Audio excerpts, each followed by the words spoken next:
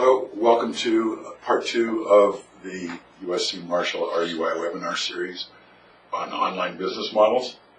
I'm Mark Robertson, president of RUI. Today we're going to do the subscription-based business model with Tim Napoleon, chief strategist, media and entertainment at Akamai Technologies. And once again, this webinar is derived from our USC RUI Digital Media and Technology Management program that's launching this June 4th online. If you want more information about the program, at the bottom of the slide, there's the many places you can go to get that. So I'd like to now introduce Tim Napoleon.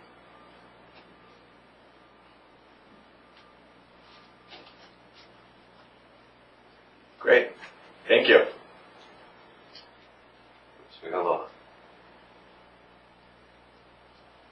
Let's talk today. We're going to talk a little bit about subscription models and pay-per-view online. And so, you can look around and see a lot of different stats online about what the market size is, what's comprising that market. But oftentimes, many of those stats are a bit misleading. There's different things that are incorporated into those stats. So do you include things that are, for instance, in the mobile world as digital downloads that are on on-deck service, off-deck service? That means, is it sold through the mobile carrier, off the mobile carrier? Do you include digital cable in that number or not? So anytime these numbers come out, you have to kind of drill into a lot of the different facts and how that statistic was garnered. Here's a couple, I think, that give a pretty good size for what the online portion of the market is. And so you can see that music is in a healthy state. And this is primarily comprised of song downloads on iTunes and ringtones downloaded from the web. The next piece that you see is the proliferation of movie downloads. And so this is theatrical and television shows primarily. And so you see that, iTunes is over 50,000 movie downloads a day. You also see a lot of traction with business models like Amazon and Netflix with their subscription-based models. So you're seeing that, we went from a model that a few years back was absolutely nascent in the theatrical online, where there was actually a couple hundred movies being downloaded a day, to something that's getting a lot more significant. And consumers are definitely getting an appetite for being able to rent digital goods online and also subscribe and buy online. So in reality, I think we now have a pretty healthy market to begin to go after.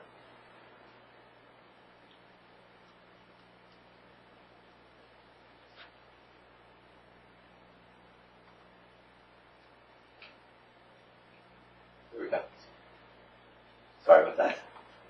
So in this presentation, what I wanted to do there is go through some of the successful business models out there and call out some of the key pieces of technology and some of the key things that they're offering.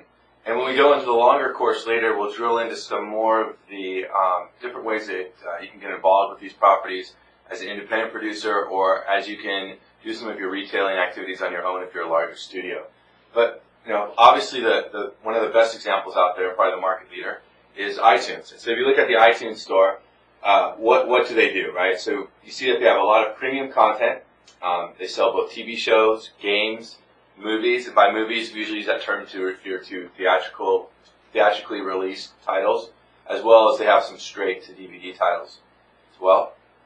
And then music. Obviously music's huge, and that's where iTunes started, but now iTunes incorporates a lot more than just tunes. It's movies, music, and everything else. So you see that it's a very robust business. It's growing. The iTunes client is actually the most popular piece of Windows software. So it's no longer just a Mac phenomenon. It's both Mac and PC. They've taken a technology approach of having a download client. So they have a thick client that resides on the host PC, and people can download their music and games and music on that device, and then sync it to their portable device, which is well known as the iPod. On that, what technologies are they using? Well, obviously we talked about the client, and then the other one is their own proprietary DRM, and that's the FairPlay DRM. Recently, they've also started to allow non-DRM content in the form of MP3 files, and so they have non-DRM content that you can pay for as well. And so consumers like some of the non-DRM content because they can use it on devices beyond just the Apple products, on some of the other use cases, such as playing back music on their TiVo or something like that. Other devices are connected to home. So there's a mix of security requirements and DRM requirements there that every retailer has to deal with. I think Apple's done a nice job of creating something that's very consumer friendly, and they've had a lot of adoption. Let's go into another model that's very well known. So this is Amazon. So many people think of Amazon as books, but actually Amazon, I believe, about 35% of the revenue now comes from this category of movies and digital goods. So you got TV shows, games, movies, music, and the recent success with their ebooks product that's tied to a book reader in the Kindle. And so here, Amazon's quite a bit different than Apple in the sense of that they didn't write their own technologies around DRM or their own proprietary standards in the music, TV shows, and things. So they have primarily two offerings here. They have a streaming offering which uses Flash. That's their VOD offering. And so what's great about that is you go to the site, you pick out a movie, you hit play, and it begins streaming. So it's a very popular product. You see a lot of really good content on there. The underlying technology which allows them to get the rights to stream that and have security around it is a product from Adobe. And it's called the Flash Media Streaming Server. And you'll hear sometimes a requirement called RTMPE, which means it's a Flash streaming protocol, but it's encrypted. And they'll also use another technology from Adobe called Swift hashing, which is another DRM mechanism. And so the combination between Swift hashing and RTMPE is accepted by many of the studios as a way that you can sell stream-to-view type movie content. The limitation of this technology, obviously, is that it's not a file download. You don't own the title. So this model is really appropriate for subscription viewing and rental viewing. For a consumer that wants to own this title, take it mobile, take it onto a device, the Flash streaming is not a good choice. Where you'll see where they have the media download sections, we can actually download a file, own a file. That's in the Windows Media technology. So Windows Media DRM is a very, very popular format for the PC platform, as well as there's several devices that support the Windows Media DRM encryption. And so between those two, you have the two primary technologies that Amazon uses to protect a lot of their media, as well as they've also joined the camp on the music side where they're offering DRM free with their MP3 downloads. Once again, this is another big trend in the industry where consumers like to be honest. They like to pay for things. They don't necessarily need DRM to keep them honest. So you've seen a lot of the music retailers and the music labels allow certain songs and certain portions of their catalog to be DRM free. Amazon's a great use case of this. And then obviously their last thing is something that's a little bit more proprietary to Amazon, and that's their Kindle ebook.